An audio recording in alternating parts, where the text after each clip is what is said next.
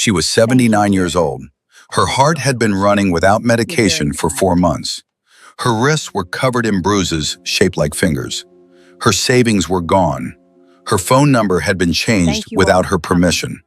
And she hadn't stepped outside her own front door in 7 months. But on the morning of day 192, Eleanor Voss put on the blue cardigan her husband had given her for Christmas, the last Christmas they ever had together.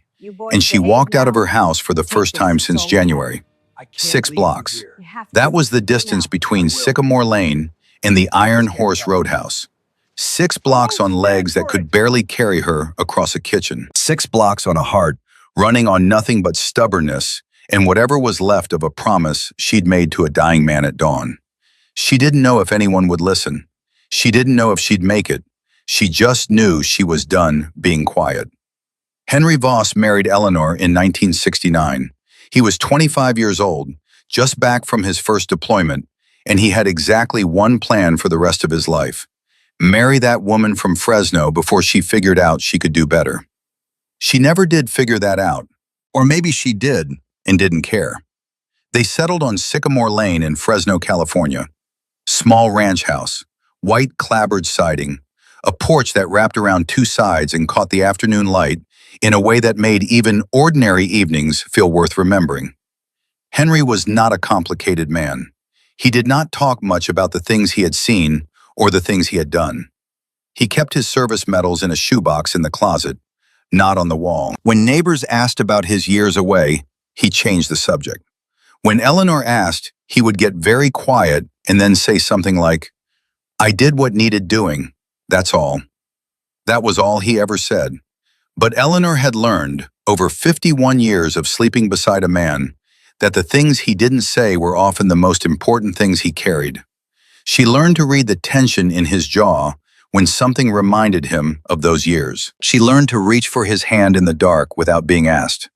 She learned that the garden he built the year he retired, tomatoes, squash, bell peppers, herbs laid out in careful rows, was not just a garden. It was the way he reminded himself every morning that he was still here, still alive, still capable of making something grow in the world instead of watching things burn. "The earth doesn't judge what a man has done," Henry told her once, kneeling in the dirt with his hands black to the wrist. "That's why I need it." Eleanor had stood on the porch watching him and thought, this is what love looks like when it stops needing words. They had one daughter, Caroline, blonde hair from Eleanor, a jaw that could stop traffic from Henry, and a stubbornness that belonged to both of them in equal measure. Caroline grew up barefoot in that garden, eating tomatoes straight off the vine, absolutely certain her parents were invincible. Children always believe that, until they don't. Henry got sick in the spring, pancreatic cancer, stage 4, the kind that announces itself late and moves fast, because it has been quiet and patient and absolutely certain of its outcome the entire time. The doctors used words like comfortable and quality of remaining time, which are the words doctors use when the truth is too heavy to say plainly. Caroline flew home, and the argument happened on the second night. Eleanor wanted Henry to die at home, in their bed, in the room where they had slept side by side for 51 years, where the wallpaper had faded to the color of old honey and the floorboards creaked in a pattern Eleanor knew the way she knew his breathing. This was where he belonged. This was where he had always belonged. Caroline wanted a hospice facility, professional care, nurses who understood what was coming and knew how to manage it. She had seen enough death in her career to know what Eleanor hadn't yet allowed herself to imagine, that the end would not be peaceful in the way Eleanor needed it to be, and that she could not do this alone. Both of them were right. Both of them were wrong. And the words that came out were the kind that families say when terror turns into fury, because fury is so much easier to carry than grief. "You always think you know best," Caroline said. "You'd rather let him suffer than admit you can't do this." "You left," Eleanor said. "You moved 1,000 miles away. You don't get to come back now and tell me how to care for my own husband." Caroline packed her bags that night, left before sunrise, did not return for the funeral. Let that sit for a moment. She did not return for her own father's funeral. Eleanor told herself she didn't care, told herself a daughter who could do that didn't deserve forgiveness. But late at night, when the house was completely silent and Henry's recliner sat untouched in the corner, and the stillness pressed against her chest like something physical, she thought about Caroline as a little girl running barefoot through the garden, laughing with her mouth full of tomato. Those were the nights Eleanor cried until she couldn't breathe. Henry died on a Sunday morning in November. Eleanor was holding his hand. She had been talking to him for hours, about the garden, about the hummingbird at the feeder that morning, about a television program they'd watched together 40 years ago that she suddenly couldn't remember the name of. She talked about nothing. She talked about everything. Because 51 years of marriage means that talking about nothing is the same as saying, I love you, and I'm not ready, and please don't go all at the same time. His last words came just before dawn. Don't let anyone push you around, Ellie. His voice was barely there. You're stronger than you think. Promise me. She promised. Then his hand went still. The military funeral was precise and correct and deeply painful. Flag-draped casket, a bugler playing taps in the cold November air, soldiers folding the flag with geometric perfection and presenting it to Eleanor with words she would hear in her sleep for years. On behalf of the President of the United States and a grateful nation. Grace did not come. Eleanor watched the door that never opened. The months after Henry died were a slow collapse. Not dramatic, not sudden. The kind of collapse that happens quietly, gradually, in small daily failures that pile up until they are impossible to ignore. Cook for one person after 51 years of cooking for two. Forgetting medications without Henry there to remind her. Missing appointments because Henry had always driven. The loneliness was not an emotion. It was a physical weight, pressing heavier every morning, crushing by night. Henry's military pension, $3,400 a month, kept Eleanor financially stable. But money cannot fix the forgetting, cannot fix the midnight trips to the kitchen with no memory of getting out of bed, cannot fix the terrible, suffocating truth that she was alone in a house built for two. The neighbors noticed. They saw Eleanor wandering in the yard at odd hours, standing at the mailbox and staring at nothing. But nobody did anything, because that is how it works. Everyone sees. Everyone assumes it is someone else's problem. Everyone waits for someone else to act first. So Eleanor made a decision, the most dangerous decision of her life, though she didn't know it yet. She decided to hire help. The agency was called Golden Horizon Home Care. Their website was polished, smiling caregivers, 5-star reviews, photographs of elderly clients in sunlit rooms, looking content and well cared for. Eleanor called on a Monday. Her hands were shaking as she dialed, because asking for help felt like admitting that Henry was really gone, and she really couldn't do this alone. We have someone wonderful for you, the voice on the phone said. Her name is Nadine Pruitt, certified, experienced, outstanding references. She can start Thursday. Eleanor hung up and felt something she hadn't felt in months. Hope, which is the most dangerous feeling in the world because it opens you up. It makes you trust. It makes you believe that the worst is behind you. Nadine Pruitt arrived Thursday morning at 8 o'clock sharp. Silver Toyota Camry, light blue scrubs, warm smile, blonde hair pulled back in a neat bun, 37 years old, pretty in a way you'd forget 5 minutes after she left the room. Which, it would turn out, was not an accident. There are people in this world who cultivate forgettability the way other people cultivate charm, because forgettable faces do not get described to police. The first month was everything Eleanor had prayed for. Nadine arrived each morning with the sun. She cooked breakfast exactly right. Eggs scrambled soft, wheat toast with strawberry jam, coffee the right temperature every time. She helped with laundry. She drove Eleanor to appointments and asked intelligent questions about her medications. She asked about Henry. She sat with Eleanor for hours looking through photograph albums, pointing to pictures and saying, "Tell me about this one," and actually listening to the answers. She suggested they plant something in the dead garden. Something easy. I'll help. Eleanor smiled, really smiled, for the first time since the funeral. She thought she had found an angel. She had no idea she had invited a predator into her home. The shift began in the second month, subtle, the way fog rolls in. You don't notice it until you can't see the road anymore. $3,400 a month, Nadine said one afternoon, completely casually, glancing at a bank statement on the counter. That's solid. Henry took good care of you. Eleanor nodded. Didn't think anything of it. Why would she? This was Nadine. You don't need to call Caroline, Nadine said the following week.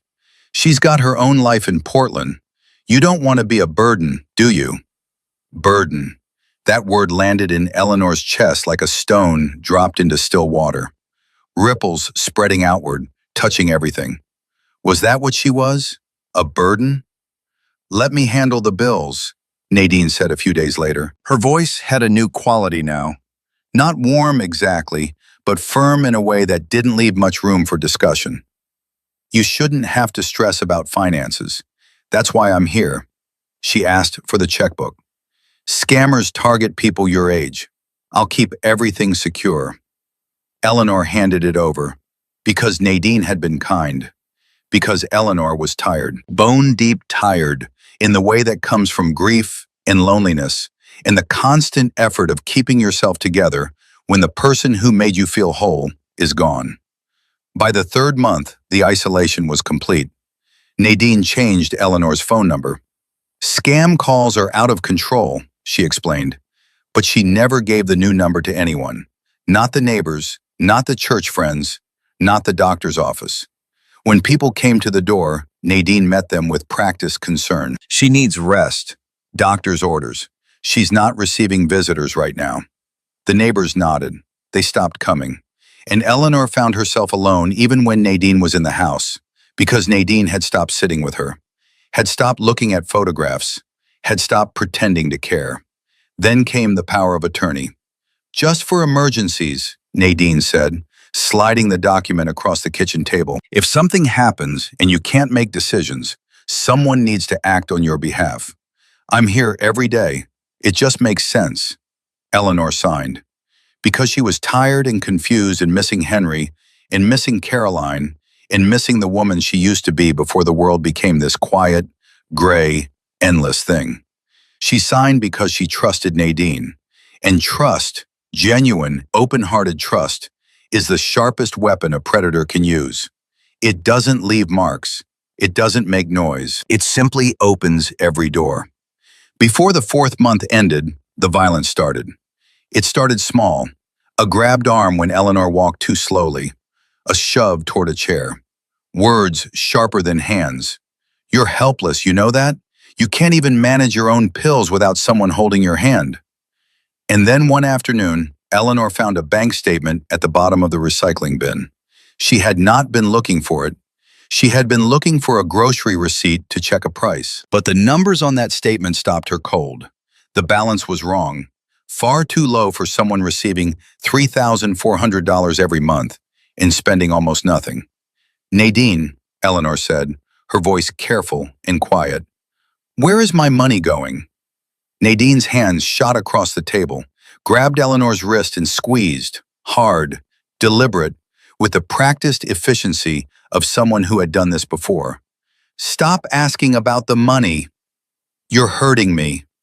Nadine squeezed harder. Then she reached across the counter, picked up Eleanor's prescription bottle, and held it above her head, just out of reach. These pills keep your heart beating, Mrs. Voss. Without them, your heart could simply stop. Do you understand me? Please, I need those. Then stop asking questions. That same week, a lock appeared on the outside of Eleanor's bedroom door. She heard the drill, heard the scrape of metal against wood. When she asked, Nadine smiled, that cold, thin smile that had replaced the warm one months ago. For your safety, you wander at night. Eleanor did not wander. She lay in bed staring at the ceiling, listening for the click of a lock that determined whether she could leave her own room. Every night it clicked shut. Every morning it clicked open. Nadine in the doorway. "Good morning, Mrs. Voss. Time to start another day." The threats became explicit. "If you tell anyone," Nadine said one evening, leaning close enough that Eleanor could smell expensive perfume. Perfume bought with Eleanor's money. "They will put you in a home, a facility where nobody knows your name. Is that what you want? To die alone, surrounded by strangers?" Eleanor thought about Henry, about what he had wanted, about the promise she had made. The idea of dying in a nursing home, forgotten and invisible, was worse than anything Nadine could do. So Eleanor stayed quiet, day after day, week after week, watching her savings drain through bank statements she wasn't supposed to see, hiding bruises under long sleeves, swallowing pills she didn't yet know were fake, sleeping behind a locked door, telling herself that tomorrow would be different, that someone would notice, that something would change. Nobody noticed. Nothing changed. And then, on a Tuesday morning in her 7th month under Nadine's care, Eleanor went to the garage. She hadn't been out there in weeks. Nadine kept the door locked. "The concrete is uneven. You'll fall." But that afternoon, Nadine had left early for what she called errands. The same errands that always ended with shopping bags and charges on accounts that didn't belong to her. And the garage door was unlocked. One small, careless mistake. One moment of overconfidence from a woman who had been winning for too long. Eleanor wasn't looking for evidence. She was looking for Henry's old toolbox. She wanted to hold something his hands had touched. Something real. Something that still carried the weight of him. She found the toolbox. She also found 6 shopping bags hidden behind the storage boxes. Chanel, Prada, Louis Vuitton, tags still attached. Names she recognized from magazine covers she had never been able to afford. Her hands were shaking so badly she tore the tissue paper, pulling the first bag open. Then she found the receipts, folded at the bottom of the last bag. $9,100. Nordstrom. Her credit card. Her name. $7,400. Saks Fifth Avenue. Same card. Plane tickets. Hotel in Miami. Car payments. Cash withdrawals from ATMs she had never visited. She sat down on the cold concrete floor of the garage that smelled like motor oil and Henry's old work gloves, and she added the numbers. Added them again, because the total couldn't be right. But it was. $53,000. Gone. Everything 2 people had built across 51 years of marriage. Every dollar Henry had earned, and every penny Eleanor had saved, and every sacrifice they had made so that when they were old, they would be safe. Spent on handbags and hotel rooms and a luxury car Eleanor had never seen, by a woman Eleanor had trusted with her life. She sat there for a long time. The grief came first, heavy, familiar, the same grief she'd been carrying since Henry died. But then something else rose beneath it, something hotter, something with teeth, rage. Not the explosive kind, not the kind that screams and throws things, the quiet kind, the kind that sits in your chest like a coal and waits, the kind that belongs to a woman who has been underestimated her entire life and has finally, irreversibly, had enough. Eleanor put the receipts in the pocket of her cardigan. She placed the bags back exactly as she had found them. She went inside. She sat in Henry's chair, and then she noticed the pills. The bottle on the counter, the one Nadine handed her each morning with a glass of water and a smile. Small, round, pink. Her metoprolol. Except the pills in the bottle were white, oval, different. She had noticed this weeks ago, had mentioned it once to Nadine, who had said, "New manufacturer, same medication, different company, happens all the time," without even looking up. Eleanor had believed her. Why wouldn't she? But now, sitting in Henry's chair with $53,000 worth of stolen receipts in her pocket, Eleanor did not believe anything anymore. She went to the computer, the one Nadine had told her not to touch. "You'll confuse yourself. The internet is full of scams targeting people your age." Eleanor turned it on, typed in the markings on the white oval pill. The results loaded. generic multivitamin. Store brand, $4.99 for 200 count. She read it again, read it a third time. Her hands were shaking so hard she knocked the mouse to the floor. For 4 months, possibly longer, Nadine Pruitt had been feeding her multivitamins instead of heart medication. Eleanor's arrhythmia, her blood pressure, conditions that required daily medication to manage to keep her heart beating in something resembling a rhythm. Managed with nothing. Nothing but store-brand supplements and deliberate, calculated lies. She could have died at any moment. Any morning could have been her last. Her heart could have stopped in her sleep, and Nadine would have called 911, put on her concerned voice, told the paramedics that poor Mrs. Voss had been declining for months. Natural causes. Tragic. Expected. And who questions an old woman's death? Who orders an autopsy when a 79-year-old widow with a known heart condition dies quietly in the night? Nobody. That's who. Eleanor closed the computer. She walked to the bathroom and looked at herself in the mirror for a long time. Really looked. The thin face, the dark circles, the bruises she could trace with her finger, like a map of every time she had asked a question Nadine didn't want to answer. "She's trying to kill me," Eleanor said out loud. Her voice sounded foreign in the empty house, like it belonged to someone she used to be. "She's going to let my heart stop and call it natural causes and take whatever's left and disappear." For 3 days, Eleanor carried this knowledge like a bomb. She swallowed the fake pills every morning because Nadine watched her take them. She smiled when Nadine smiled, said thank you for the toast, played the part of the confused, grateful old woman. But at night, behind the locked door, she planned. She could not call the police. Nadine controlled the only phone in the house. She could not tell the neighbors. She could not drive. Her car sat in the garage with the battery disconnected. Every escape route had been sealed. Every option had been eliminated. Eleanor Voss was a prisoner in her own home. And then, on the morning of day 192, she remembered something Henry had said. She had been sitting in his chair, holding his photograph, that serious young face, the jaw set, the eyes steady, when she remembered an afternoon years ago when Henry had been talking about a buddy of his, a veteran the system had forgotten. A group of bikers had shown up and made sure the promises that had been made to this man were actually kept.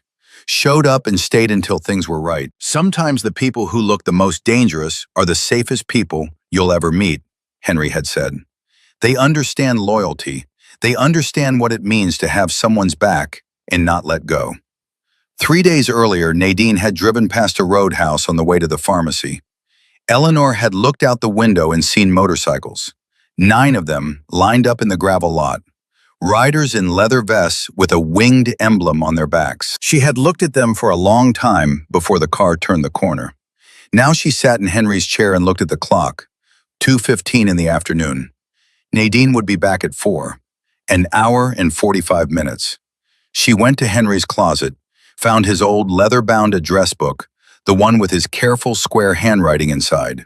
She had assumed Nadine had taken it, but it was still there, pushed to the back of the drawer, buried under old receipts. Missed. She opened it, saw Henry's handwriting, felt a familiar fist around her heart. She tried calling, Caroline's number, disconnected. Neighbors, no answer. Door after door slamming in her face. She put the address book down. Then she went back to the closet and found the cassette recorder. Henry's old one. The one he had used to record his voice during long stretches away, so Eleanor could play it back when she missed him. She tested it. The mechanism clicked. Battery still good. She pressed record. She pressed stop. Then she went to find her cardigan, the blue one, the last Christmas present, and put it on. She tucked Henry's cassette recorder into the pocket. She found a scrap of paper and wrote, in handwriting that was shaking but legible, "If I don't come back, Nadine did it." She tucked the note under the cushion of Henry's chair. Then Eleanor Voss opened her front door for the first time in 7 months. The September sun hit her face and she nearly fell. Not from the light, but from the feeling of it. Warmth on skin that had been kept in darkness for so long, She had almost forgotten what warmth felt like. She looked at the street, 6 blocks. She started walking. Her hips screamed. Her knees buckled on the second block. Her heart, running without medication for 4 months, stuttered and skipped and fluttered in her chest like something desperate to stay alive. She stopped twice, leaned against fences, breathed, waited for the dizziness to pass, thought about turning back, thought about Henry, kept walking. The Iron Horse Roadhouse appeared ahead. Low building, gravel lot, 9 motorcycles parked in a row with the late afternoon sun catching their chrome. Through the glass doors, she could see men in leather vests, could hear low, easy laughter. The kind that belongs to people who have known each other long enough that silence is comfortable and nobody needs to explain the joke. Eleanor stopped at the door, her hand on the handle. She thought about the note under Henry's cushion. "If I don't come back, Nadine did it." She thought about what Nadine had said on the phone. 3 more months. She's perfect. She thought about Henry's voice at dawn on a Sunday morning in November, barely there, already leaving. "Don't let anyone push you around, Ellie. You're stronger than you think. Promise me." She pulled the door open, walked inside, walked straight to the back corner where 9 men sat around 2 tables pushed together, and said the words that would change everything. "Please, I need help. My caregiver told me to stay quiet, but I can't anymore." 9 men looked up. 9 men saw an old woman with trembling hands and bruised wrists and a heart that could stop at any moment. And every single one of them stopped laughing. The laughter died. Not gradually, not the way laughter fades when something mildly serious enters the room. It stopped all at once, like a switch being thrown, and the silence that replaced it was a different kind of silence than the one that had existed before Eleanor Voss walked through that door. 9 men looked at her. Rex Donovan, the one they called Axel, was the first to stand. 6 feet 5 inches, hands the size of dinner plates, gray threading through a thick blonde beard. He had buried his mother in a care facility 6 years ago, found by a janitor, dead for 2 days before anyone thought to check on her. He carried that weight every single day of his life, the way certain men carry certain things. Not visibly, not loudly, but constantly, the way you carry something that has no bottom. He looked at Eleanor standing in the doorway, one hand gripping the frame to keep from falling, and he recognized something in her eyes that he had seen only once before. In a mirror, the morning after his mother's funeral, when he understood for the first time what it meant to be too late. "Ma'am," he said, and his voice was low and careful, the way you speak to something fragile without letting it know you think it's fragile. "Come sit down. Take my seat." The other men shifted without a word. They moved the way men move when something real has entered the room, and there is no longer any point in pretending otherwise. Jackets off the chairs, space made, a wall formed, not deliberately, not with any discussion, just 9 men rearranging themselves around a booth so that whatever was happening inside it would be protected from whatever was happening outside it. Eleanor sank into the vinyl seat. Her hands would not stop shaking. She pressed them flat against the table and willed them to be still. But they had been shaking for 7 months, and they had forgotten how to stop. Axel knelt beside the booth so his eyes were level with hers. Not towering over her. Not looking down. Level. "My name is Rex. Most people call me Axel. These are my brothers." He said it simply, without performance. "You're safe here. Tell me what happened." Eleanor looked at him, looked at all of them, leather and tattoos and scars and patches that most of the world crossed the street to avoid. Everything about these men should have frightened her. The size of them, the look of them, the way the room seemed smaller just because they were in it. But their eyes were kind, and Eleanor Voss had spent 79 years learning to read eyes. She thought about what Henry had said all those years ago, about the veterans the system had forgotten, about the men who had shown up and stayed. She thought about the note under Henry's chair cushion. Then she started talking. She told them about Henry, about the 51 years, about the garden and the silver star in the shoebox, and the way he had held her hand every morning at breakfast like it was still something new. She told them about Henry's death, and the argument with Caroline, and the funeral, and the silence that followed. She told them about the loneliness, the physical, crushing loneliness of living in a house built for two when you are suddenly only one. She told them about Nadine Pruitt, the warm smile and the soft scrambled eggs in the photo albums, the month that felt like answered prayer, and then the shift, slow, deliberate, barely perceptible until it was already complete. The isolation. The phone number changed. The neighbors turned away at the door. The power of attorney signed with a tired hand and a trusting heart. The lock on the outside of the bedroom door. The bruises. She pushed up the sleeve of Henry's blue cardigan and showed them her wrists. A man named Doc, real name Everett Pruitt, though nobody had called him that in 30 years, leaned forward. Former Navy corpsman, he had treated wounds on 3 continents. He knew injury patterns the way a carpenter knows wood grain, the way a mechanic knows the sound an engine makes when something is wrong. He had known for 20 years before he ever quit that the worst wounds were rarely the ones that showed. "May I?" he asked. Eleanor extended her arms. Doc examined them without expression, but his jaw tightened in a way that the men around him recognized. When Doc's jaw did that, it meant something he was looking at was worse than it appeared. "Grab injuries," he said quietly, to Axel rather than to Eleanor, because some things need to be said between people who can receive them without falling apart. Layered, repeated, someone has been doing this for a very long time. Eleanor's voice came out steady, which surprised her. "Her name is Nadine. She was supposed to help me." A pause. She was supposed to. Her voice broke on the last word. Not all the way, but enough. "Take your time," Axel said.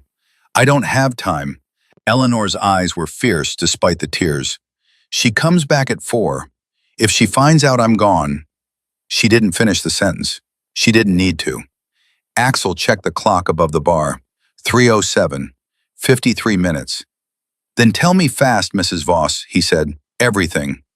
So she told them everything. She told them about the bank statements and the shopping bags in the garage. Chanel, Prada, receipts for $9,100 at Nordstrom, $7,400 at Saks, plane tickets to Miami, car payments for a Range Rover she had never seen. $53,000 across 7 months.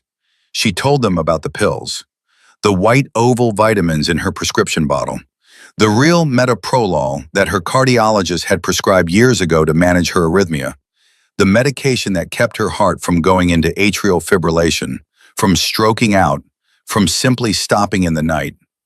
Gone. Replaced. For 4 months, possibly more. She told them what Nadine had said on the phone the previous morning, the conversation Eleanor had overheard from Henry's chair while Nadine stood in the kitchen, voice low, certain she was alone. 3 more months. When I'm done, I'll close everything out and move on. She told them the part that had frozen her blood. "This isn't my first time." The table was completely silent. Doc looked at Axel. The look didn't need words. It had a language of its own, built over years of shared experience and the kind of trust that only comes from having been in bad situations together and coming out the other side. "That's not neglect," Doc said. His voice was controlled in the specific way of a man who has learned to keep his voice controlled when everything in him wants to do otherwise. "You pull someone's cardiac medication and replace it with vitamins, you're not cutting corners. You're not being careless." He paused. "You're trying to kill them." The word landed in the middle of the table like something physical. Murder. Eleanor flinched. Hearing someone else say it out loud made it real in a way her own thoughts hadn't. She had known it in the deep, wordless part of herself, the part that operates below logic and language, for weeks. But hearing a man who had kept soldiers alive on 3 continents say the word plainly in a roadhouse booth in Fresno on a Thursday afternoon was different. That was confirmation. Slider, Garrett Hale, 46, former detective with the Kern County Sheriff's Department, 12 years carrying a badge before the politics made him walk away with his integrity more or less intact, leaned forward. He had been listening without speaking, which was how he always listened. Cataloging, connecting, running the information through the part of his mind that had never stopped being a detective, no matter what his employment status said. You said she has a laptop, and a room she keeps closed. The spare bedroom. She's in there for hours sometimes. She locks it from the inside, but not when she leaves. Slider looked at Axel. We need to get into that house before she comes back. Bank statements, medication bottles, the lock on the bedroom door. All of it needs to be documented. Receipts, Eleanor said. She reached into the pocket of her cardigan and pulled out a folded sheaf of papers. Her hand trembled as she smoothed them flat on the table. Slider picked up the first receipt, read it, picked up the second. His expression changed with each one. Not dramatically, not in a way that would alarm Eleanor more than she was already alarmed, but in the particular way of a man who has spent 12 years looking at evidence and knows exactly what he is looking at. He put them down carefully, the way you put down something that matters. These are felonies, he said. Financial exploitation of a dependent adult. We are talking serious federal prison time. He looked at Axel. This isn't opportunistic. This is methodical, calculated. She had a system, and she's been running it.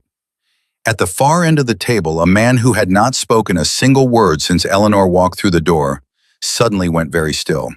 His name was Curtis Aldridge. They called him Roach. 57 years old. He had a face that had accumulated decades the hard way. Lines earned by weather and choices, and the specific kind of living that leaves marks. He had been watching Eleanor since she first sat down, with an intensity that had made some of the other men glance at him twice without quite knowing why. Now he leaned forward, slowly, and placed both hands flat on the table. Mrs. Voss. His voice was different from the others, quieter, careful in a way that had nothing to do with strategy and everything to do with the weight of what he was about to say. Your husband. You said his name was Henry Voss. Eleanor looked at him. Yes. He was a volunteer firefighter, before his service years, based out of Fresno. Something shifted in Eleanor's expression. A stillness.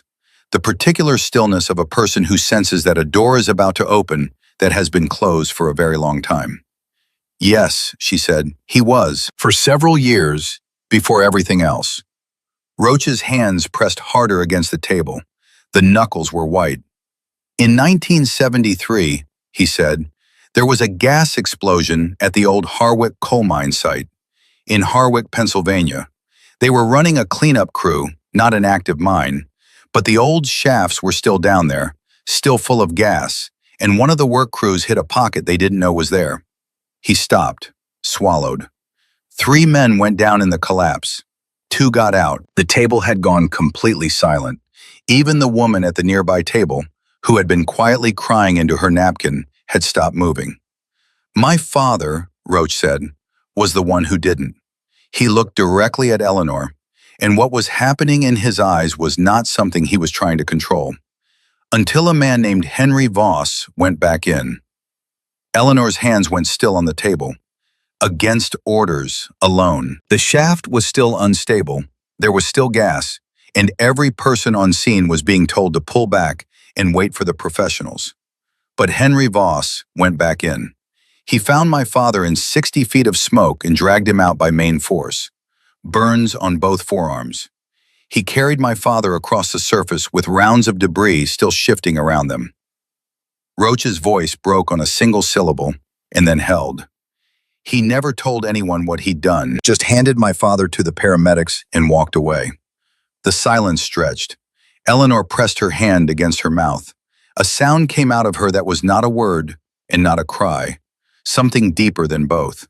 Something that had been locked inside her for decades without her ever knowing it was there. He never told me, she whispered. Not once. Not in 51 years. That's how men like him were, Roach said. They did what was right because it was right, not for recognition, not for anything. He reached across the table and took Eleanor's hands in his. Scarred hands, calloused hands, hands that had lived hard, and he held them the way you hold something sacred. My father spent the rest of his life looking for Henry Voss. He wanted to say thank you. He died 8 years ago, still looking, still telling that story, still grateful. His grip tightened gently. Mrs. Voss, your husband saved my father's life, which means he saved everything. His marriage, his children, me. My whole life exists because Henry Voss went back into that shaft. I owe him a debt I have never been able to repay. He looked at her steadily. But he's gone, and you're here. And that means right now, in this diner, that debt belongs to you. He looked at Axel. This woman is under my personal protection. Whatever she needs, whatever it takes, we handle this today. Axel looked back at him for a long moment. Something passed between them that needed no words. What had started as helping a stranger had become something else entirely. A debt that stretched back 50 years. A life saved in the dark and the smoke of a Pennsylvania mine, coming full circle in a California roadhouse on a September afternoon. Axel nodded once. Then he looked at Eleanor. We're going to your house, he said. We're going to document everything, and when Nadine Pruitt walks through that front door, she's going to find out what happens when you hurt someone who matters to people like us. Eleanor looked at the clock. 3:22, 38 minutes. She stood up from the booth. Then we need to go now. They moved fast. Slider called Detective Lorraine Walsh from the parking lot, Elder Abuse Task Force, Kern County, and got her voicemail. He left a message that was short, specific, and contained the kind of details that make detectives pull off the highway and turn around. Walsh would call back. She always called back. Axel drove the lead vehicle, Eleanor in the passenger seat of his truck. The motorcycles followed in a loose formation, engines low, chrome catching the afternoon light. Eleanor sat with her hands in her lap and watched her own street appear through the windshield, the houses she had walked past 1,000 times with Henry, the oak tree at the corner that he had watched grow from a sapling, the driveway where he had taught Caroline to ride a bicycle on a Saturday morning in 1987, and then stood there grinning for an hour afterward like he'd just won something. You okay? Axel asked. Eleanor was quiet for a moment. I walked away from this house as a prisoner 3 hours ago, she said. I'm coming back as something else. Axel parked 2 houses down. The motorcycles pulled in behind him, engines cutting one by one until the street was quiet. Eleanor unlocked the front door with her own key, pushed it open. The smell hit them immediately. Stale air, closed windows, the particular scent of a house where someone has stopped living and started merely surviving. They moved through the rooms with purpose. Doc went straight to the kitchen. The prescription bottles were lined up on the counter in a neat row, like soldiers. He opened the first one, poured pills into his palm, and held them under the light. White, oval. He pulled up reference images on his phone and compared them without expression. Vitamins, he said. Every single bottle. All fake. He photographed each one, front label, back label, the pills themselves against his palm. She was going to let your heart stop, Mrs. Voss. There is no other way to read what I'm looking at. Slider moved to the spare bedroom. He stopped in the doorway when he saw the deadbolt on the outside of Eleanor's bedroom door. He ran his fingers over the installation marks in the wood. Fresh screws, clean drill holes. A lock designed and installed specifically to keep a 79-year-old woman from leaving her own room. He photographed it from 4 angles, then moved on. The spare bedroom gave up its secrets without resistance. Bank statements in the closet, credit card bills, printed receipts. Slider spread them across the bed in chronological order, working methodically the way he had worked crime scenes for 12 years, and the picture they assembled was detailed and damning and entirely clear.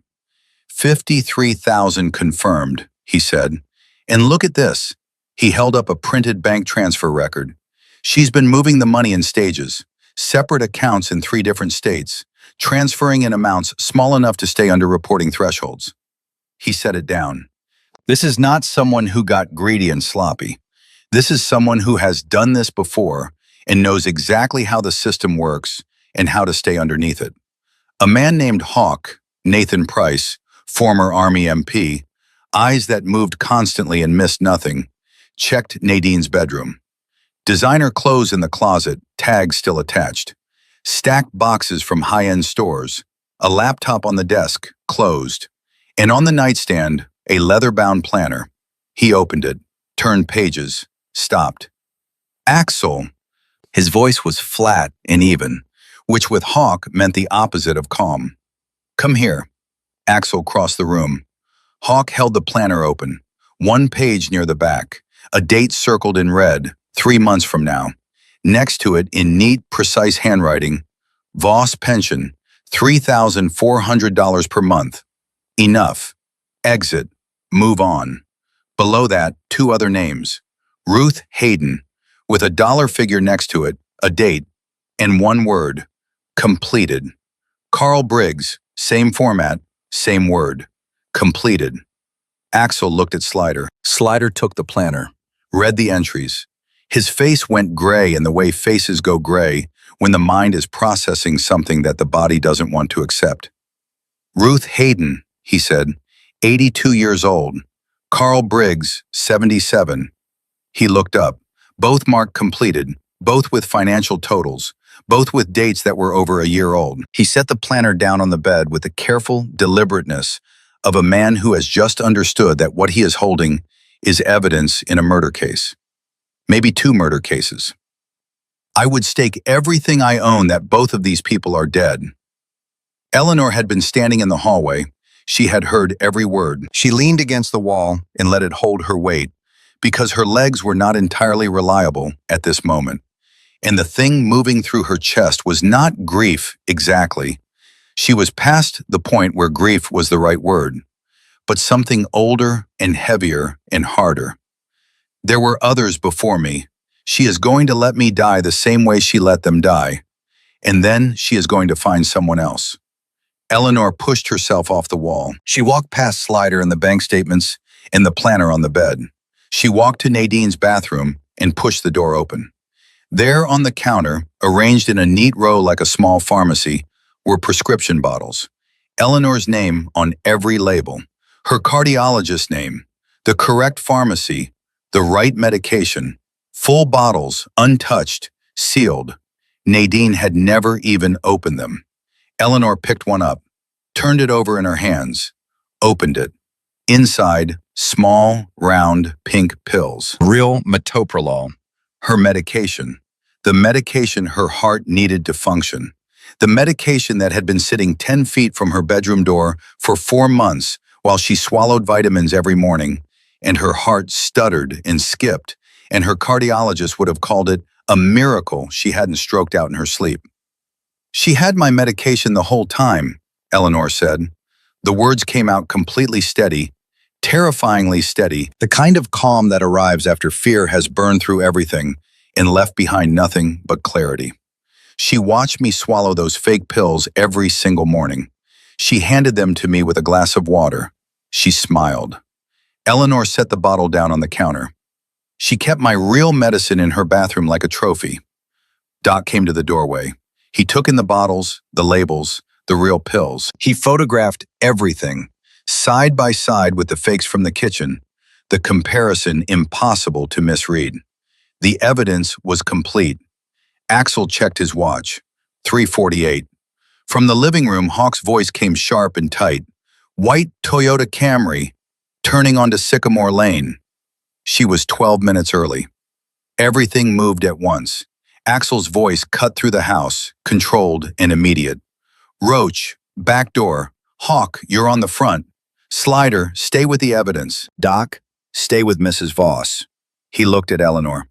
Mrs. Voss, I need you to step back into the hallway. I'm not hiding, Eleanor said. Axel looked at Roach. Roach shook his head just slightly. Letter.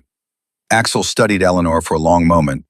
In her eyes, he saw the same thing he had seen in his mother's eyes once, in a photograph taken when his mother was still young and still certain the world was something she could handle. Not stubbornness, something older than that, something that had been forged over a very long time in a very difficult place. He stepped aside. The Toyota pulled into the driveway. Through the living room window, they watched Nadine Pruitt step out. Shopping bags in hand, Saks Fifth Avenue, the logo crisp and clean. More purchases, made today, charged to a dead man's pension and a living woman's savings. The front door opened.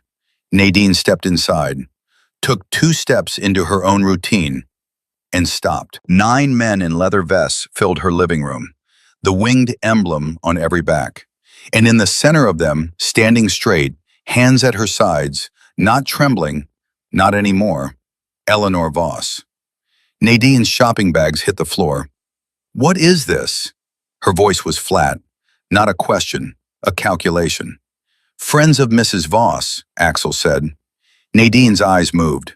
Eleanor, the men, the door behind her where Slider stood. The room she could not read fast enough to find an exit in. The professional mask came down over her face like a visor. Fast, practiced, automatic. The warm voice returned from wherever she kept it stored. "I don't know what's going on here, but you need to leave. This is my client's home. I am her licensed caregiver, and I am responsible for her well-being. And whatever she has told you, she is a confused elderly woman with documented cognitive—" "The medication bottles," Doc said. He held up the fake pills, then the real ones, side by side. Nadine's mask flickered. "I manage her prescriptions. I pick them up from the pharmacy. I'm a Navy corpsman," Doc said. "I know the difference between metoprolol and a store-brand multivitamin. Her real medication was in your bathroom, sealed, untouched, 4 months' worth." He set both bottles down on the counter between them. "You kept her sick on purpose." Nadine's mouth opened, closed. $53,000, Slider said. He fanned the bank statements and receipts across the coffee table. Nordstrom, Saks, Tiffany, airline tickets, a Range Rover that had been charged to Eleanor Voss's accounts and never brought to this address. "She authorized all of that. She asked me to manage her finances because she couldn't—" "Did she ask you to lock her in her own bedroom?" Axel pointed to the deadbolt on the outside of Eleanor's door, visible from where they stood. The new screws, the clean drill holes. The hardware that did not belong on the inside of a home, only on the outside of a cell. Nadine stepped backward. "That was for her safety. She wanders. She could fall and—" "Ruth Hayden," Slider said. He held up the leather planner, open to the page. Every drop of color left Nadine Pruitt's face. "Carl Briggs," Slider continued, "your previous clients, the ones marked completed, same financial pattern, same timeline, same result." He set the planner down on the table beside the bank statements. "Except they're dead." The mask did not crack.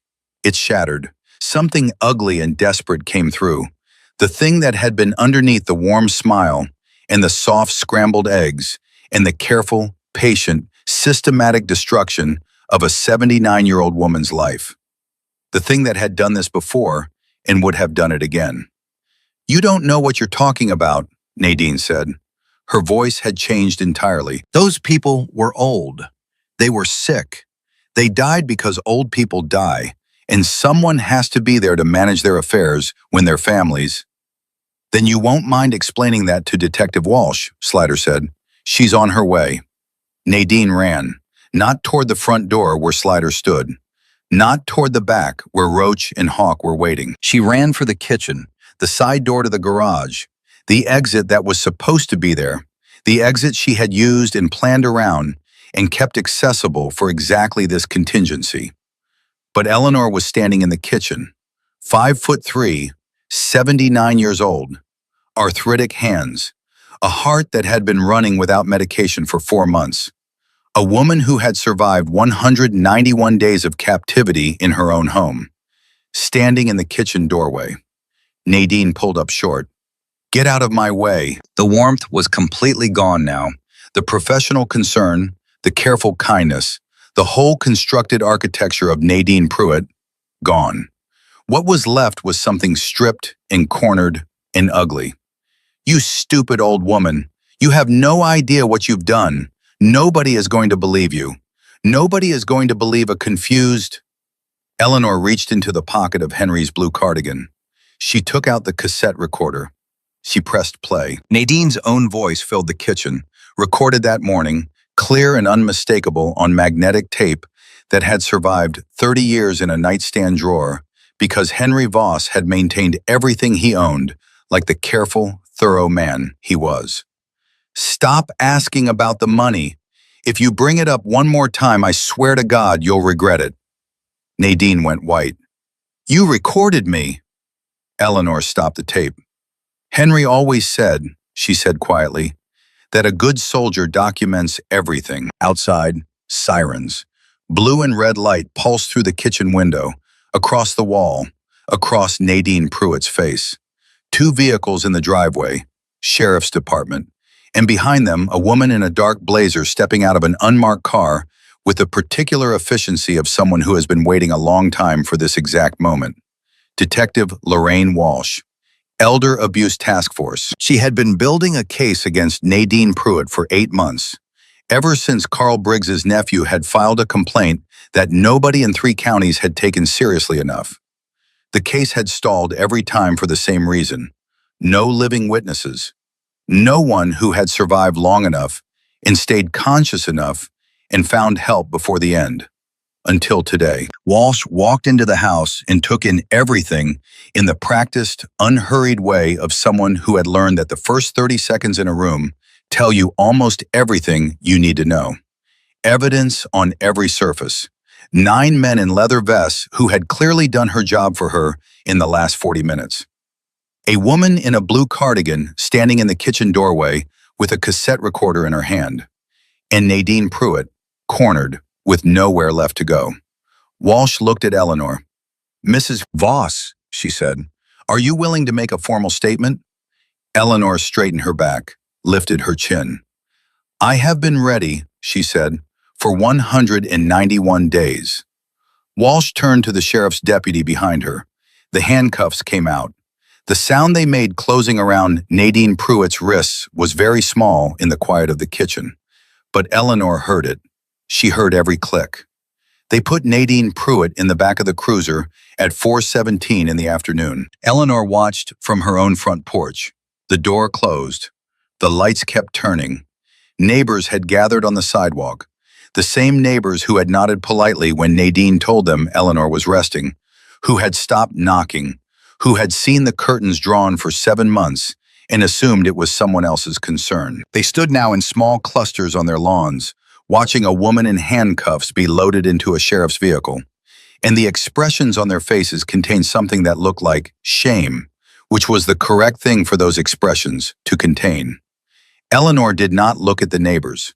She looked at the cruiser until it turned the corner and disappeared. Then she let out a breath that felt like it had been held for 191 days. Axel was standing beside her, Roach on the other side. The other 7 men on the porch, in the steps in the walkway, not crowding her, not pressing in, just present, the way certain people know how to be present without making their presence a demand on you. It's done, Axel said. Eleanor touched the wedding ring on her left hand, felt the familiar weight of it. The thin, gold band Henry had placed there in the summer of 1969 in a small church on the east side of Fresno, with his hands shaking so badly the pastor had smiled. Not yet, she said. Axel looked at her. She turned to face him. There's one more thing I have to do, and I don't know if I can. She had faced down a predator in her own kitchen. She had stood in front of 9 strangers and asked for help. She had pressed play on a cassette recorder and watched the walls close in around the woman who had tried to kill her. She had done all of that without her hands shaking. But this was different. This was Caroline. Axel reached into his jacket pocket, pulled out his phone. I found this when we were going through Henry's address book, he said. I copied it down before we came over. He turned the screen toward her. A phone number, Portland area code. Eleanor looked at it for a long moment. What if she doesn't answer? Then you call again, Axel said, and again after that. Eleanor took the phone. Her thumb hovered over the call button. She had just faced the woman who had stolen everything from her without flinching. She had stood in her own kitchen with a cassette recorder and not moved an inch. But calling her own daughter terrified her more than any of it, because Nadine Pruitt could only take things. Caroline could choose not to come back, and that second kind of loss was the kind you did not recover from, because you could not arrest it, could not document it, could not stand in its way with 9 men and a tape recording. It simply was, or it wasn't, and Eleanor had spent 6 years learning to live with the weight of not knowing which. She pressed call. One ring, her heart hammered.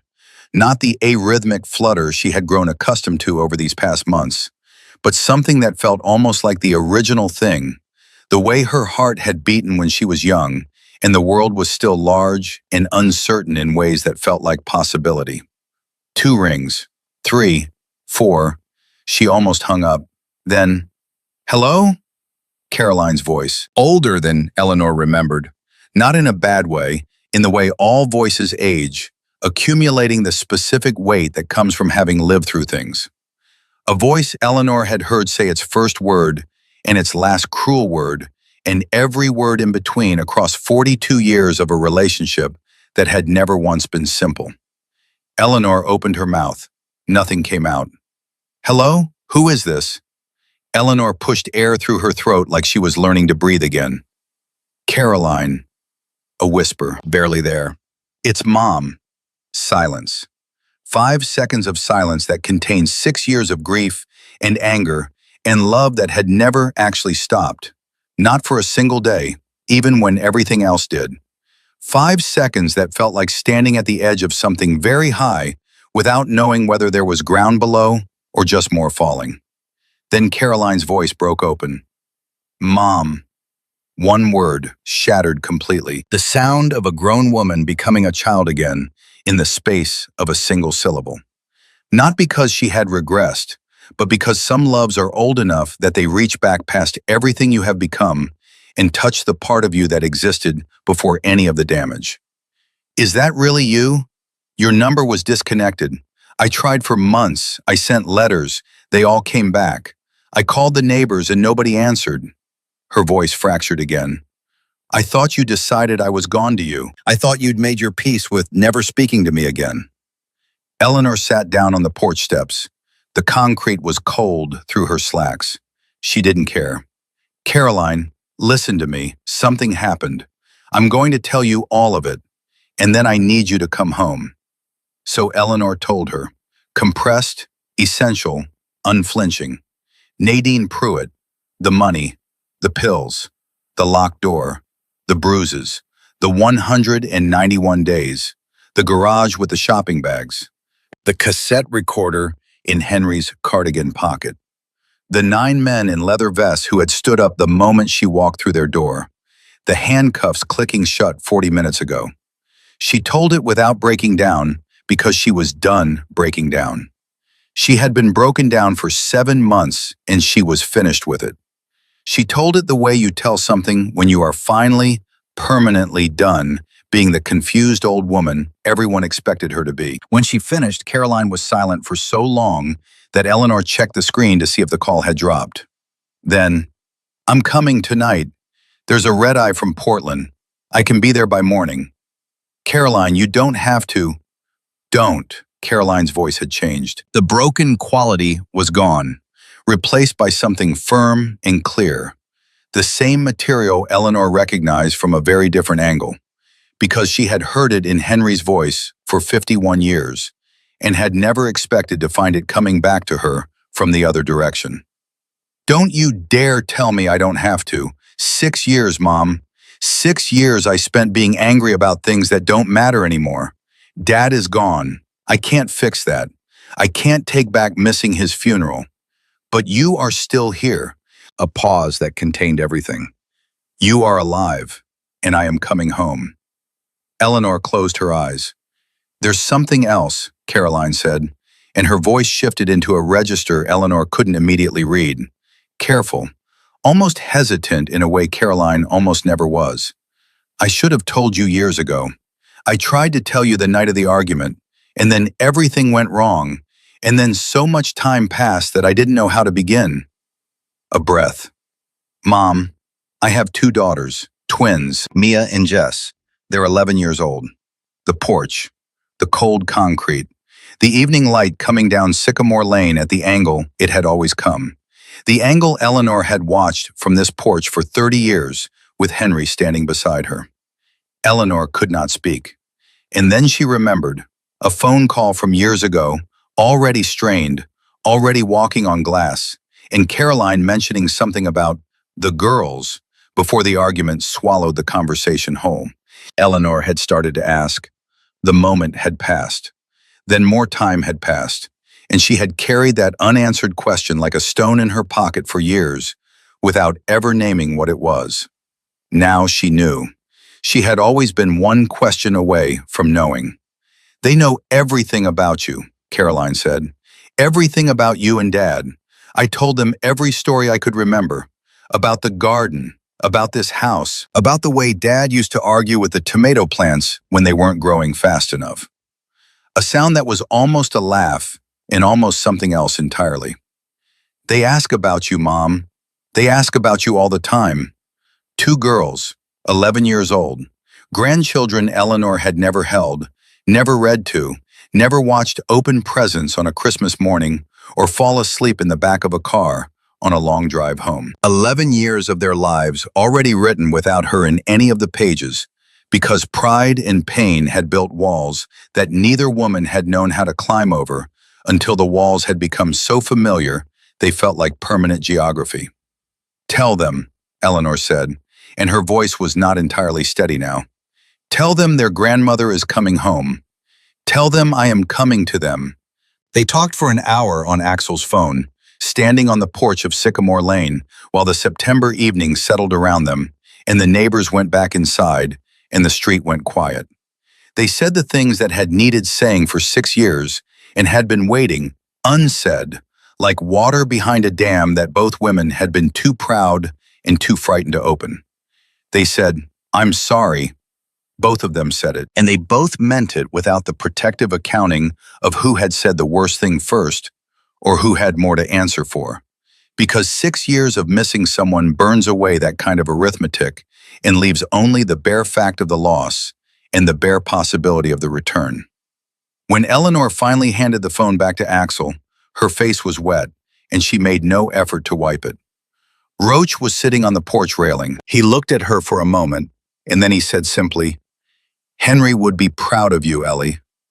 It was the first time anyone had called her that specific diminutive, Henry's word for her, the name he had used every day of their 51 years, since the November morning his hand had gone still. She touched her wedding ring.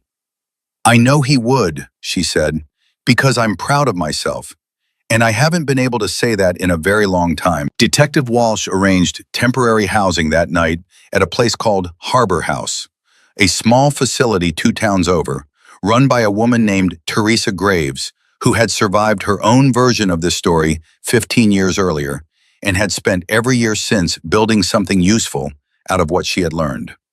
Clean rooms, real locks on the doors, locks that worked from the inside. A garden visible from the window. Eleanor tested the lock on her door before she turned off the light. The bolt slid home smoothly and solidly under her hand. She stood there for a long moment with her palm flat against the door, feeling the weight of it. For 7 months, someone else had controlled this, had decided when she could leave her own room, when she was permitted to walk through her own house, when she was allowed to exist in the spaces that had belonged to her for 30 years. A deadbolt is a small thing. It is $12 of hardware at any home improvement store in America. But what it means when it is placed on the wrong side of a door is not small at all. Eleanor left her hand on the bolt for a long time. Then she got into bed and she slept. 9 hours, without listening for footsteps in the hallway, without monitoring the irregular rhythm of her own heart for signs that the medication she wasn't getting was failing her in ways she couldn't survive. Without wondering whether she would wake up, she just slept, the way she had slept beside Henry for 51 years, with the specific, unconscious confidence of someone who knows, without having to think about it, that they are safe. When she woke, the sun was coming through the window at a low angle, and her hands were not shaking. Axel picked Caroline up from Fresno Yosemite Airport the next morning. She walked through the arrivals gate carrying a backpack in 6 years of accumulated regret. And she looked, Axel would tell Eleanor later, like a younger version of her mother. Same coloring, same jaw set at the same angle, same eyes that were carrying more than they were showing, which appeared to be a family characteristic running deep on both sides and showing no signs of stopping. At Harbor House, Caroline walked into the common room and stopped. Eleanor was sitting by the window with a coffee cup in both hands, watching the garden, with the particular stillness of a person who has recently survived something that required every reserve they possessed, and is now, for the first time, simply resting. 6 years of silence filled the space between them. Then Caroline crossed the room in 4 steps and put her arms around her mother so completely that they nearly knocked each other over. And Eleanor held her daughter the way she had held her as a baby, the way she had held her when she scraped her knees in the garden, running barefoot through the tomato rows, the way she should have held her the night before she left for Portland, when both of them were too armored by anger to feel anything through the contact. "I'm sorry, Mom," muffled against Eleanor's shoulder. "For all of it, for the things I said, for leaving the way I did, for missing Dad's funeral, for every single day I didn't try harder to find you. I'm sorry too, baby," Eleanor held on, "for the wrong words at the wrong moment, for making you feel guilty for having a life worth living, for being too proud to pick up a phone first, for all of it." They stayed like that for a long time. 2 women who had lost each other, finding their way back through years of accumulated wreckage, and finding, on the other side of the wreckage, that what they had been missing was still there, had been there the whole time, intact, waiting with the patient certainty of things that are built to last. Caroline pulled back and looked at her mother's face the way a nurse looks at a patient, and a daughter looks at her mother at the same time, which is a complicated kind of looking that tries to hold both the clinical reality and the emotional one simultaneously. "Full cardiac workup," she said. "Tomorrow morning. Your real medication starts tonight." She reached into her backpack and produced a pharmacy bag. "And I swear to you, Mom, nobody is going to hurt you again, not while I am breathing." Eleanor looked at her daughter. "You sound exactly like your father." Caroline almost smiled. Almost. "Good." The trial came 4 months later. Kern County Superior Court. January. The kind of California winter morning that can't decide whether to be cold or mild and ends up being both at once. The sky a flat, bright gray that gave everything equal light and no shadows. Eleanor walked up the courthouse steps with Caroline on her left arm and Axel on her right, and she walked the way a woman walks when she has decided, completely and without reservation, that she is done being defined by what was done to her. Steadily, without hurry, with her chin at the angle Henry had always called her courthouse chin, though she had never been to a courthouse before today. All 9 men from the Iron Horse were in the gallery. They had ridden across the state to be there, taken days off work, rearranged schedules, driven through the night in some cases, because this was what they did. They saw things through. It was not a code written anywhere or discussed in any meeting. It was simply what they were, the way a well-built structure is what it is because of what went into the framing, not because of anything applied to the surface afterward. Nadine Pruitt sat at the defense table in county-issue clothing. The woman Eleanor had opened her door to 11 months ago. The warm smile, the soft scrambled eggs, the careful daily performance of compassion was entirely absent. What sat at that table now was what had always been underneath, visible at last because there was no longer any audience worth performing for. The prosecution built its case methodically, without drama, letting the evidence carry the weight because the evidence was more than adequate to carry it. Bank records, $53,000 in unauthorized transactions across 7 months, moved through accounts in 3 separate states, in increments carefully calibrated to avoid automatic reporting thresholds. Not careless theft, architecture, medical testimony. A cardiologist who explained to the jury, in plain and patient language, What 4 months without metoprolol does to a patient with documented arrhythmia. What it could have produced on any given morning. What it almost certainly would have produced, the doctor said carefully, given another 60 to 90 days. The tape recording. Nadine Pruitt's own voice, recorded on a cassette machine that Henry Voss had kept in working order for 30 years, because he had been the kind of man who maintained the things he owned, played through the courtroom speakers in a silence so complete that every person in the gallery appeared to stop breathing at exactly the same moment. Stop asking about the money. If you bring it up one more time, I swear to God, you'll regret it. Nadine did not react visibly. Eleanor watched her and felt nothing that resembled fear. What she felt was the bone-deep exhaustion of someone who has been carrying a very heavy thing for a very long time and can finally, with complete legitimacy, set it down. Not triumph, not relief exactly, something quieter and more permanent than either. Detective Walsh presented the connection to Ruth Hayden and Carl Briggs. Same financial methodology, same isolation pattern, same timeline, same result in both prior cases.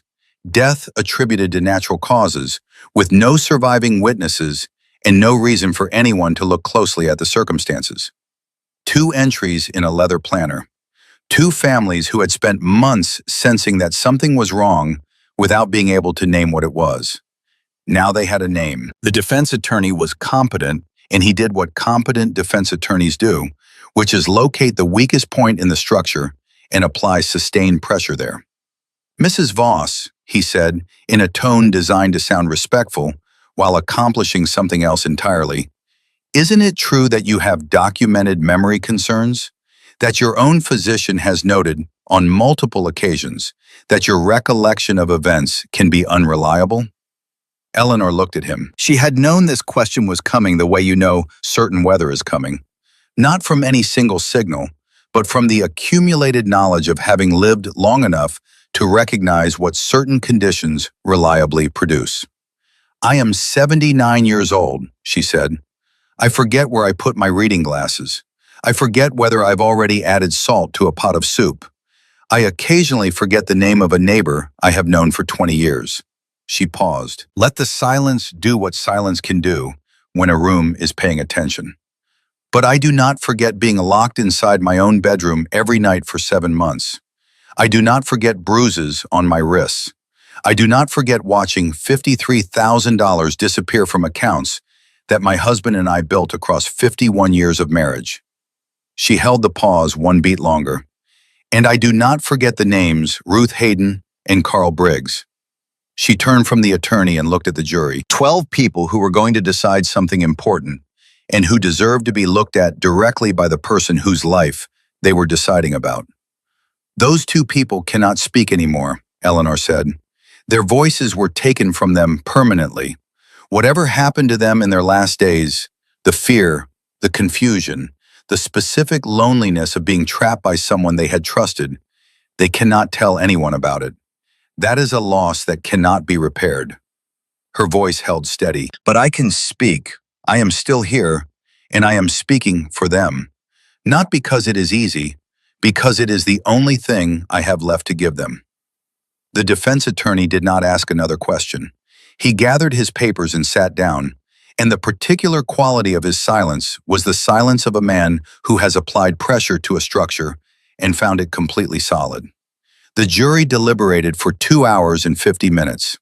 When they filed back in, the foreperson did not look at Nadine Pruitt. Eleanor had watched enough courtroom dramas with Henry on Sunday evenings to know what that meant. She reached across and found Caroline's hand. Guilty. All counts. Elder abuse. Financial exploitation of a dependent adult. Assault causing bodily injury. Unlawful imprisonment.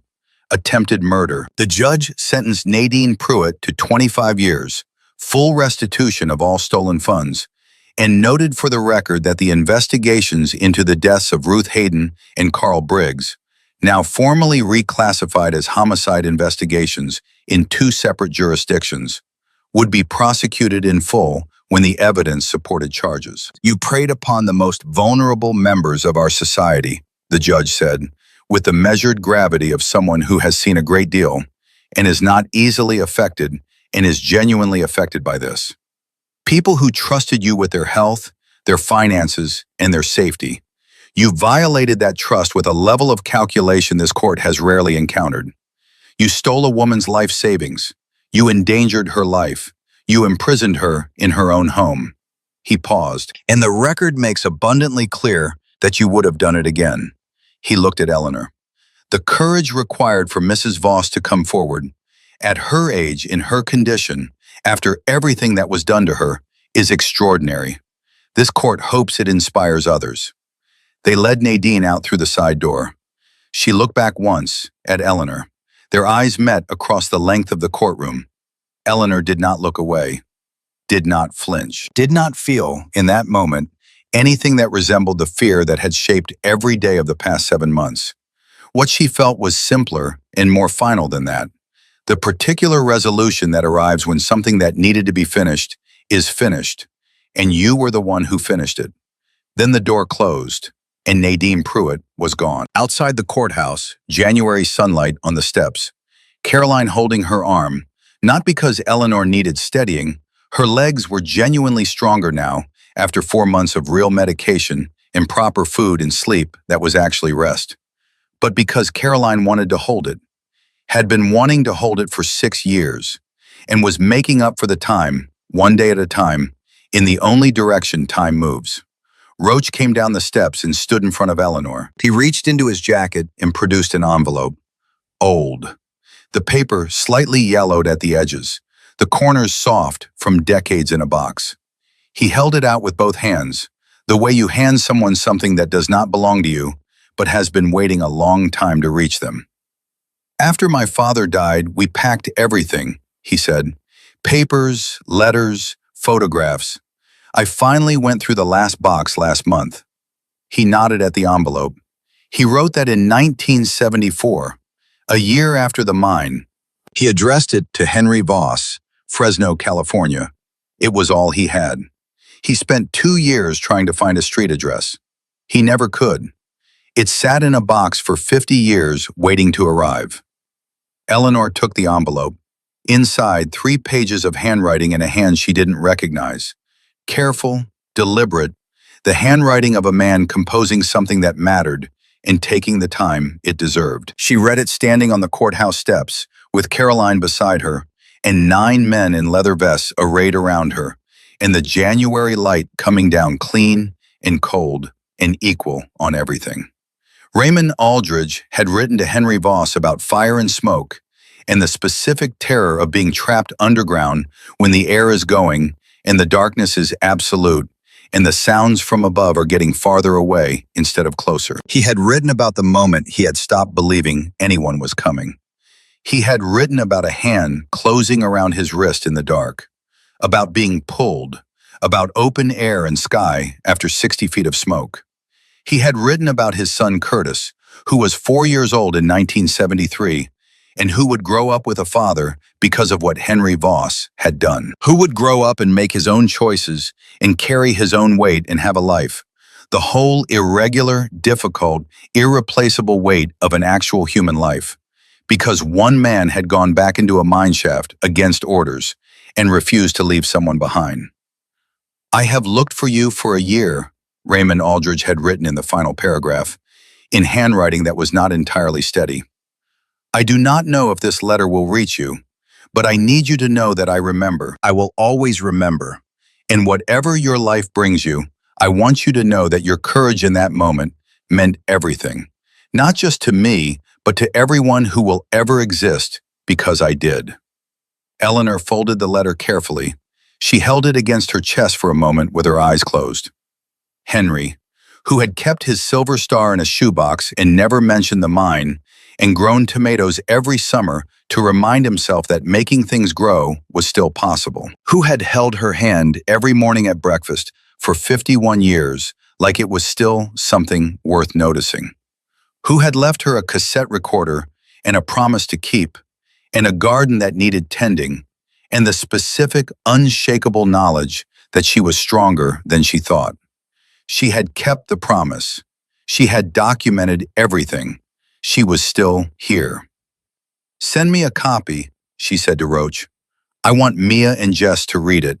I want them to know who their grandfather was." Roach's jaw tightened in the way it tightens when men who do not cry easily are doing something that requires considerable effort. "He was the finest kind of man," Roach said, "and you are the finest kind of woman. It runs in the blood, Ellie. It runs straight through." 3 weeks after the trial, Eleanor Voss moved to Portland. Caroline had said it simply and without room for negotiation, in the direct way she had said everything since the night of the arrest. "You're coming home with me." Not a question, not an offer, a statement of a fact that had already been decided by the weight of what was right, the way certain facts simply are. The house on Sycamore Lane went to a realtor. Eleanor walked through it one last time on a cold February morning, alone. The garden Henry had built, bare in winter, raised beds empty, tomato cages standing without their vines like sentinels, waiting for a season that would come to someone else now. The porch that caught the afternoon light. The recliner in the corner she had not been able to move for 2 years. She stood in the kitchen for a long time. This was where Nadine had grabbed her wrist, where the threats had been delivered, where the fake pills had been handed over each morning with a glass of water and a practiced smile, where Eleanor had stood with a dead man's cassette recorder and pressed play and watched everything change. She looked at the kitchen the way you look at something you are completely ready to leave. Then she turned off the light and walked out the front door for the last time, pulling it closed behind her with the quiet finality of a chapter ending. In Portland, Mia and Jess were waiting. They met Eleanor on a Saturday morning in Caroline's living room. Caroline had told them and prepared them and asked them to be gentle. Mia, the darker-haired one, serious in the particular way of children who have decided early to take the world seriously and are already better at it than most adults twice their age. Jess, lighter, faster, who had apparently made her decision about Eleanor in the 3 seconds between the front door opening and Eleanor getting her coat off. Jess launched herself at Eleanor's waist before a word was spoken. Eleanor caught her. She stood there in her daughter's living room, holding a granddaughter she had never met. This child who smelled like school and shampoo and the specific, uncomplicated warmth of a Saturday morning. And she thought about 11 years, 11 birthdays, 11 first days of school, 11 Christmases, all of it happening in this city while Eleanor sat in Fresno not knowing these people existed, separated from them by nothing more substantial than pride and silence and the accumulated weight of words nobody had been willing to say first. Mia waited until Jess finally released her grip. Then she stepped forward and held out a piece of construction paper. On it, in crayon, in large, careful letters surrounded by hearts and stars, and what were unmistakably intended to be motorcycles.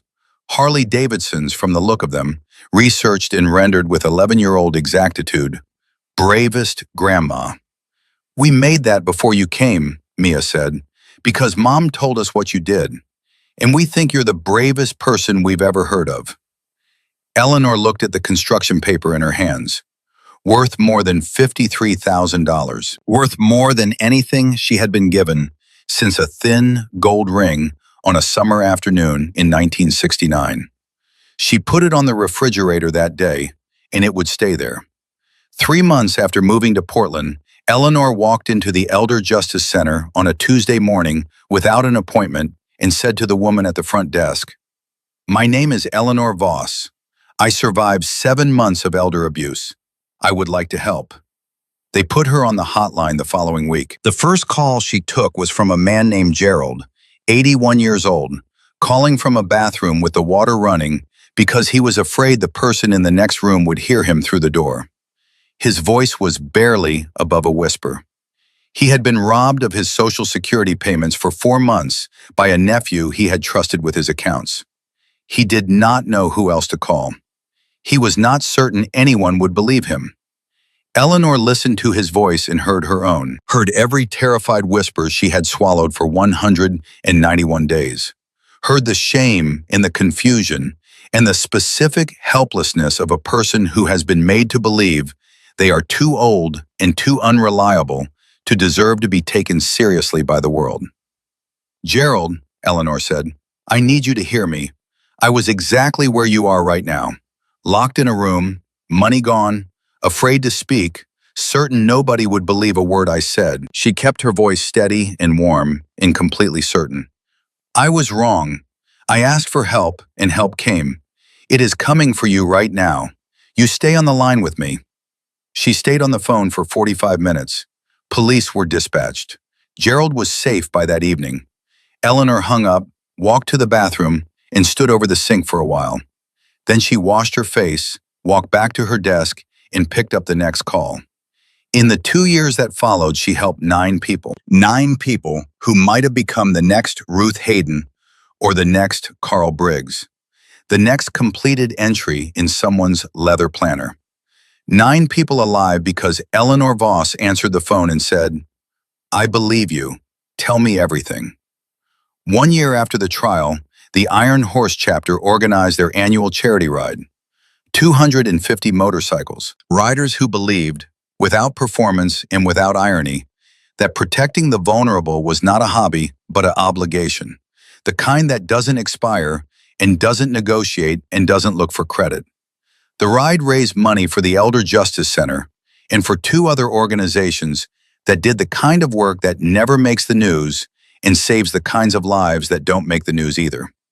Eleanor flew from Portland to Fresno. She stood outside the Iron Horse Roadhouse in the September afternoon, the same month, approximately the same hour, as the afternoon she had stood at this exact door with shaking hands and a heart running on nothing. And she watched 250 motorcycles fill the lot and fill the air with the sound that had once, in a different life that was also her life, meant salvation. Axel walked over and put his arms around her in the uncomplicated way of someone who has decided a person is family and simply acts accordingly from that point forward. "Mrs. Voss," he said, "or should I be calling you something else by now?" "Call me Ellie," she said. Henry did. She stood at the microphone in front of 250 riders and their families and volunteers and a scattering of journalists who had heard about the woman from Fresno and driven a long way to see for themselves what she looked like in person.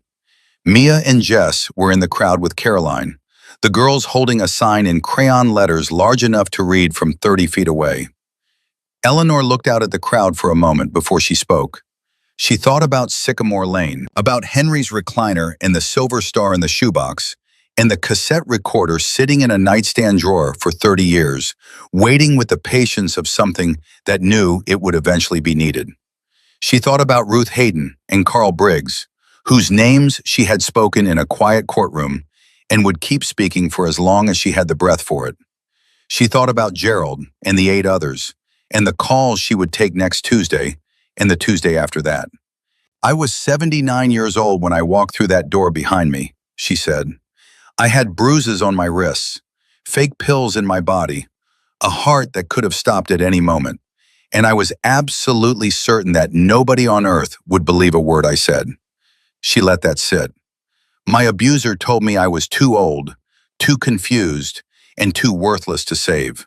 And for 191 days, I believed her. Because when you are old and alone, and the person you depend on tells you that your own mind cannot be trusted, you believe it. Because it is easier to think you are broken than to accept that someone you trusted is deliberately destroying you." She found Mia and Jess in the crowd, the sign, the crayon letters. "I was wrong." Her voice was clear and steady and carried without effort across the lot and the rows of motorcycles in the faces of 250 people who had come to hear it. "I asked 9 strangers for help. Every single one of them stood up." Roach, at the back of the crowd, raised his right hand in a slow, deliberate salute, the formal military salute of a man settling a debt that has been outstanding for 50 years and is now, finally and completely, paid. Axel stood beside him with his arms at his sides and tears moving through his beard, thinking about his mother and about the 2 days nobody came and about how the world keeps moving while people disappear inside it without making any sound at all, and thinking that this, what was happening in this parking lot right now, was as close as any of it ever came to being made right. Age does not determine worth, Eleanor said. Vulnerability is not weakness, and it is never, never too late to ask for help. She gripped the podium. But I am not only speaking to the people who need help today. I am speaking to the neighbor who sees someone disappearing behind closed curtains and decides it isn't their business. To the family member who stopped calling because life got complicated. To the friend who noticed something wrong and waited for someone else to handle it. The crowd was completely still. Nobody else is going to handle it. You are the one who sees, which means you are the one who acts, which means you are the one who answers. She looked out at 250 faces. The next person who needs help is behind a locked door right now, swallowing fake pills, being told they are too confused to matter, and they are waiting for someone to care enough to notice. A pause. When someone asks for help, you answer. When someone cannot ask, you ask for them. That is not charity. That is not heroism. That is simply what it means to be a human being who has not forgotten what other people are worth. The standing ovation began before she had stepped back from the microphone. Not the polite kind, not the performed kind. The kind that starts because 250 people have simultaneously reached the same threshold and have no choice but to rise. Caroline was crying openly in the crowd, not trying to stop. Mia and Jess were waving their sign. Roach held his salute until Eleanor looked at him and nodded, and then he lowered his hand with the slow precision of a man completing a ceremony that has been a long time coming and will not need to be repeated. After the rally, Eleanor and Axel and Roach sat on the curb outside the Iron Horse with ice cream, because Jess had lobbied for ice cream with the specific, relentless enthusiasm that Eleanor was discovering was simply how Jess approached most things she wanted. And Jess, it turned out, was extremely difficult to say no to. The sun was going down in the way it goes down in the Central Valley in September.